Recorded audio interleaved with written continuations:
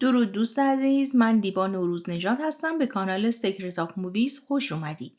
این ویدیو متعلق به قسمت 8 سریال بامباشکابیری یا نیمه تاریک من هستش.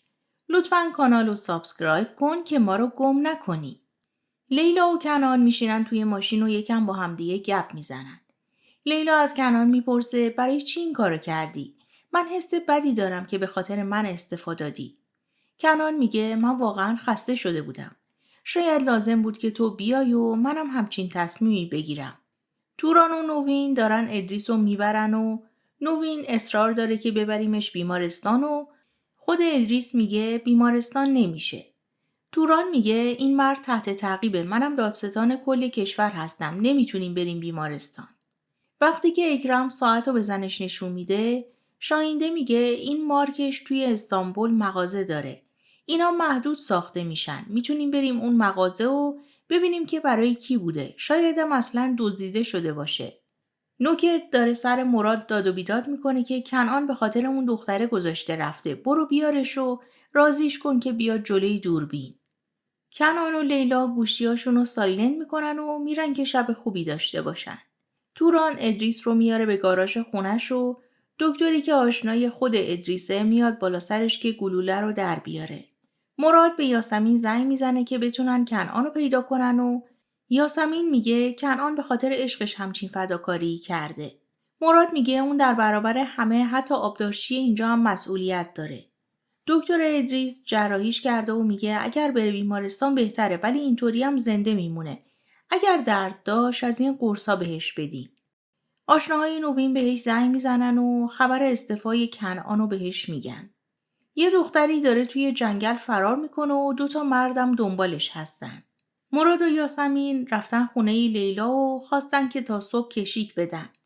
ولی هر دوشون خوابشون برده. حال ادریس بهتر شده و آوردنش توی خونه و نوینم داره برای صبحونه میاره. توران بهش میگه تو نمیتونی اینجا زیاد بمونی. ادریس میگه دست و پا من ببندی اینجا نمیمونم. نوین تورانو میکشونه توی آشپزخونه و جریان عشق کنعان به لیلا رو براش تعریف میکنه. توران تو راه سر کارش به لیلا زنگ میزنه و میگه وقتی اومدی دادسرا بهم سر بزن. طاهر صبح میاد خونه و زنش بهش گیر میده که شب کجا بودی؟ پیش یاسمین بودی؟ طاهر میگه پیش یاسمین نبودم. بین ما دیگه هیچ چیزی وجود نخواهد داشت. گم شو برو، نمیخوام ببینمت. اکرم و شاهینده میان و اکرم میگه چرا سر دختر داد میزنی؟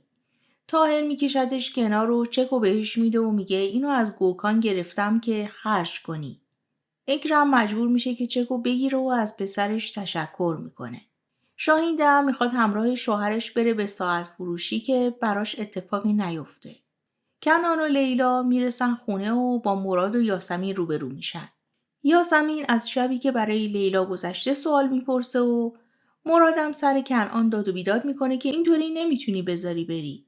نوکت رو که میشناسی، این قضیه رو ول نمیکنه، حتی با لیلا دشمنی میکنه و تو رو اینطوری آزار میده. کنان میگه باشه، میریم باهاش صحبت میکنیم.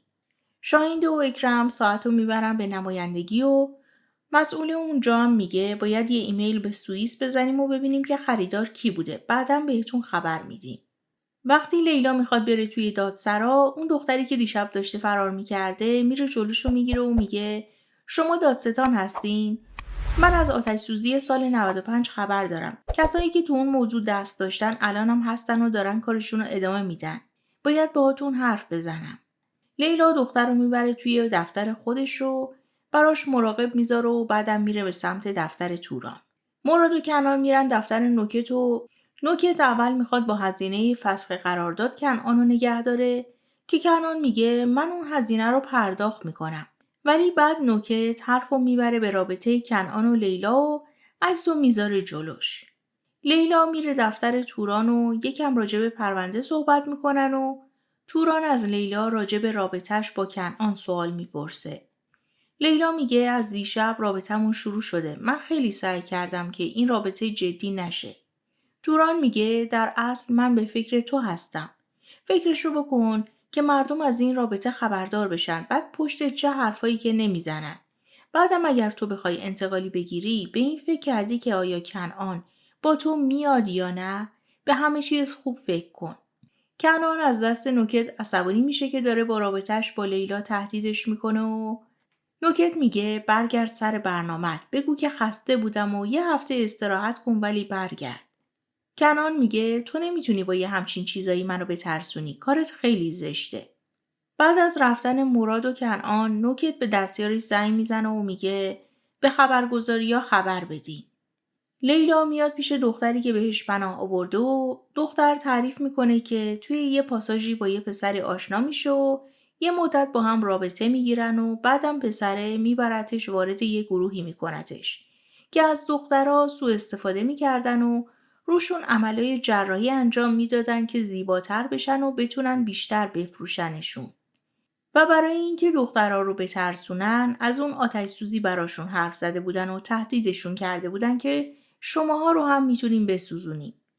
طاهر میره دیدن گوکان و گوکان بهش میگه داداش اسمت یه مدتی نیست و شاید میخوان که مخفی بشه ولی ما با یه نفر دیگه ای باید همکاری کنیم.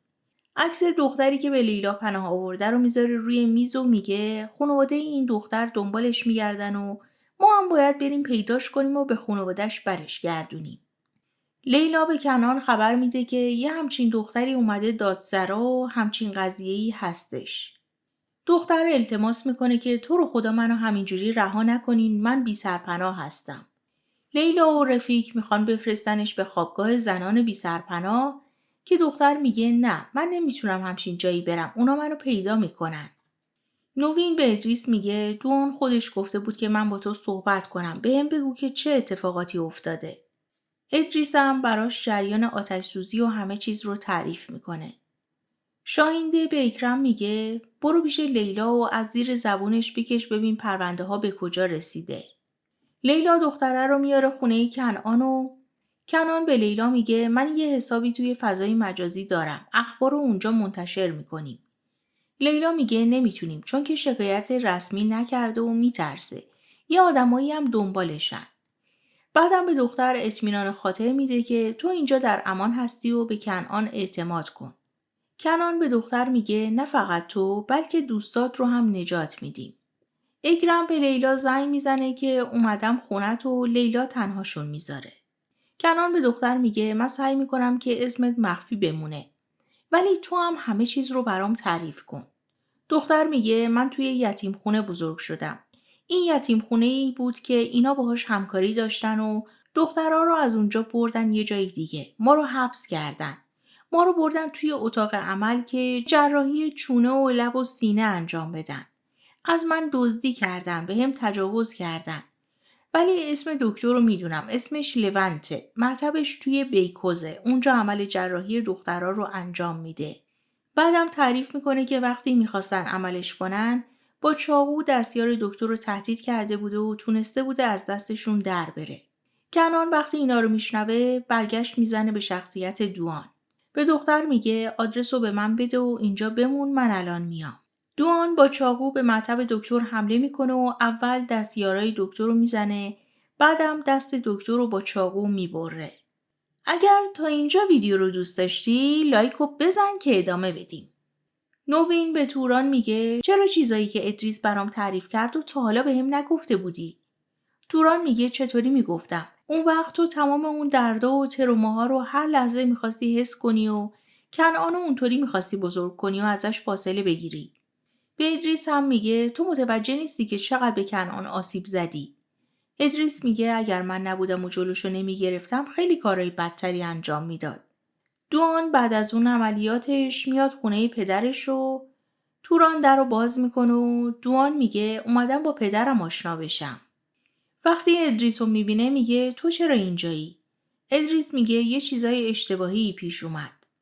اکرم برای دخترش کادو خریده و ازش میپرسه تو چیکار میکنی؟ چه خبر؟ از عروسک باز خبری نشد؟ شاید اصلا مرده باشه اون مرتیکه. لیلا میگه فکر کنم برای قربانی بعدیش داره آماده میشه. همه چیز به اون یتیم خونه مربوط میشه بابا. اکرم میپرسه کار کی بوده؟ لیلا میگه نمیدونم. امروز یه دختری اومد یه چیزایی تعریف کرد. اکرم میپرسه چی گفت؟ لیلا میگه بابا تو چرا به این داستان علاقه‌مندی؟ چرا این سوالا رو میپرسی؟ تو میخوای برام یه چیزی تعریف کنی. مشخصه که عذاب وجدان داری. اکرم میگه لیلا میخوام یه چیزی بهت بگم. من تو رو توی زندگیم بیشتر از هر کسی دوست دارم و برای تو هر کاری میکنم. شرمندتم بهت دروغ گفتم و شراکتم رو با حمدی پنهان کردم. الانم چون که دلم تنگ شده بود اومدم اینجا، ولی تو وقتی اونطوری منو مثل مظنونا نگاه میکنی نابودم میکنی. دوان با پدرش درگیری لفظی پیدا میکنه و نوین میگه پسرم داری ما رو میترسونی. دوان میگه پس ترسای من چی میشه؟ منو فرستادین کلینیک بهم برق الکتریکی وصل کردن. ولی من اون رنج‌ها و عذاب‌ها رو توی قلبم نگه داشتم. اونا نتونستن اینو پاک کنن. شما فقط میخواستین برای خودتون یه پسر خوب تربیت کنین. محبتی که به کنعان دادین برای من خیلی حقیرانه است. فکر کردی که من به اون محبت کثیفتون نیاز دارم؟ خودتو چی فرض کردی؟ به مادرش هم میگه حیف تو، چرا پیش این مرد موندی؟ کمیسر رفیق و نیروهاش بعد از دوان رسیدن به مطب دکتر و حالا دارن گزارشش رو به لیلا میدن. نجاتی با یه نفر داره تلفنی صحبت میکنه و میگه چی؟ به مکان ما حمله کردن؟ آقا سایگین ما رو میکشه. سایگین در واقع همون کسیه که دخترها رو میفروشه. دوان اومده خونه و داره دوربینش رو آماده میکنه که اخبارش رو توی فضای مجازی بخونه. اینجا یه ذره تشخیص این که ما با دوان طرف هستیم یا با کنعان سخت میشه. کنعان اخبار رو میخونه و توی فضای مجازی پخش میشه. نجاتی هم داره نگاه میکنه و به گوکان میگه باید پیشگیری کنیم تا غافلگیر نشیم. الانم این کنعان رو باید سر به راه کنیم. طاهرم با خودت ببر یکم بترسونینش. نوکت هم داره اخبار رو نگاه میکنه و به مراد میگه ما میتونستیم با این ریتینگ رو بالا ببریم. همینطوری هدر داد. بعدش دوباره به کنعان زنگ میزنه و میگه لطفاً لجبازی رو بذار کنار و به تلویزیون برگرد. وقتی که میبینه کنعان میگه بر نمیگردم به دستیارش زنگ میزنه و میگه اخبار رو منتشر کنین. یاسمین میاد دیدن مراد و میخواد توی این شرایط کنارش باشه. یکی از همکارای مراد خبر میاره که رابطه کنعان و لیلا فاش شده. مراد میره نوکت رو بازخواست میکنه و میگه چرا همچین کاری کردی؟ نوکت هم میگه من انجام ندادم. لیلا و کنانم توی حیاط نشستن و دارن گپ میزنن که متوجه اخبار میشن. نگهبانی مجتمع زنگ میزنه و میگه خبرنگارا جلوی در هستن. لیلا استرسی میشه و پدر و مادر کنانم متوجه اخبار فاش شدن رابطه کنعان و لیلا میشن. ادریس میگه اونا جلوی همه معاشقه میکنن. رابطهشون اصلاً به نفع هیچ کس نیست. کنعان میره جلوی در و به خبرنگارا میگه من حرفمو میزنم بعدش شماها برین. چیزی که دیدین کاملا واقعیه. من رابطمون رو تکذیب نمی کنم. از همین جا هم از رئیس سابقم نوکت خانم تشکر می کنم به خاطر پخش این اخبار. چون اگر اون نبود به احتمال زیاد این توضیحات رو نمیتونستم بدم. از برند ساعت به اکرم زنگ میزنن و میگن صاحب ساعت رو پیدا کردیم. اکرم میره دنبال این قضیه که بفهمه صاحب ساعت کی بوده. نورای هم خبر افشا شدن رابطه لیلا و کنعان رو برای شاهینده و طاهر میاره. گوگان به طاهر زنگ میزنه و میگه باید بریم کنعان ازترک رو بترسونیم. مرد ساعت فروش به کنعان زنگ میزنه و میگه ساعتتون رو پیدا کردیم و اینجاست. کنعان میگه آره یه مدت بود گم شده بود. بعد از اینکه لیلا رو بغل میکنه و بدرقه میکنه یه دفعه به خودش میاد و شخصیت دوان برمیگرده و میگه اونا اگر بفهمن منو پیدا میکنن. توی مسیر به ادریس زنگ میزنه و جریان رو تعریف میکنه. بعدم میگه به پدر و مادرم چیزی نگو. اکرم وقتی که میره توی ساعت فروشی بهش میگن این ساعت مال کنعان ازترک مجری خبر. ساعت رو میگیره و تمام اتفاقاتی که افتاده و شبی که کنعان رفته بوده خونشون رو یادش میاد. وقتی که میشینه توی ماشین دوان روی گردنش چاقو میذاره و میگه صدات در نیاد. میبرتش به یه مکانی و ازش سوال جواب میکنه راجع به آتش سوزی و اینکه با اون دختر بچه ها چی کار میکنن. اکرم میگه من خبر نداشتم که اونجا بچه ها میسوزن. به من گفتن که خالیه. سعی میکنه با اینکه لیلا دوست داره افکار دوان رو به هم بریزه. نوین متوجه صحبت‌های ادریس و پسرش شده بوده و به شوهرش میگه حتما یه اتفاقی افتاده. میرن میبینن که ادریس هم گذاشته رفته. اکرم دائما ذهن دوان رو به هم میریزه و میخواد از عشق دخترش به کنعان سوء استفاده کنه. شخصیت کنعان هی میخواد برگشت بزنه و دوان میخواد جلوی این قضیه رو بگیره. تو زمانی که دوان داره به خودش میپیچه و رنج میکشه، اکرم با تیکه آهن میزنه توی کمر دوان و میفته روش و میخواد با چاقویی که دست دوانه بکشتش. توی درگیریشون چاقو با اثر انگشت خود اکرم میره توی بدن اکرم. دوان که نمیخواست اکرم رو بکشه میگه با خودت چیکار کردی مرد، آروم نمیگیری که. سعی میکنه که شخصیت کنعان برگشت نخوره و خودشو میکشه بیرون. نیمه های شب یه مردی داره توی جنگل با ماشینش میره که یه عروسک خرسی خیلی بزرگی رو میبینه و اون ورتر رو که نگاه میکنه میبینه یه جنازه افتاده و به پلیس گزارش میده. صبح توران میره خونه پسرش و میبینه که کنعان با لباسای خاکی و کفشای گلی وسط پذیرایی افتاده و خوابش برده. برای لیلا مدارک و عکسای دخترایی که تو اون اتاق عمل جراحی میشدن رو از لابراتوار میارن. اسم یکیشون رو نگاه میکنه و میبینه که زینب آکتاشه. به دستیارش میگه راجع به این اسم تحقیق کنیم. تیم کمیسر رفیق میان جنگل و رفیق وقتی که میبینه جسد پدر لیلا اونجا افتاده به توران زنگ میزنه و میگه نمیتونستم به دادستان لیلا زنگ بزنم. توران هم به کنعان میگه با من بیا. لیلا زنگ میزنه که مسئله قتل رو پیگیری کنه و رفیق بهش میگه شما نیاز نیست بیاین. شاهینده از بیرون میاد و به طاهر میگه دنبال پدرتون میگشتم، باز دیشب نبود. نورای به شوهرش میگه به لیلا زنگ بزن، دوباره نگه به من چیزی نگفتی. لیلا توی مسیری که داره میره سر حادثه به برادرش میگه پیداش میکنم بابامون رو. وقتی که میرسه کمیسر رفیق میخواد جلوشو بگیره و نذاره که لیلا بره سر جنازه. ولی لیلا همه رو پس میزنه و میره بالا سر جنازه پدرش و شروع میکنه به داد زدن و گریه زاری کردن. کنعان میاد بغلش میکنه و میبرتش کنار و بعدم میذارتش توی آمبولانس و سعی میکنه که آرومش کنه. توران یه نگاه به عروسک خرسی میکنه که توی چشمش دوربینه و یه نگاه هم به کنعان که بالا سر لیلا داره زار میزنه.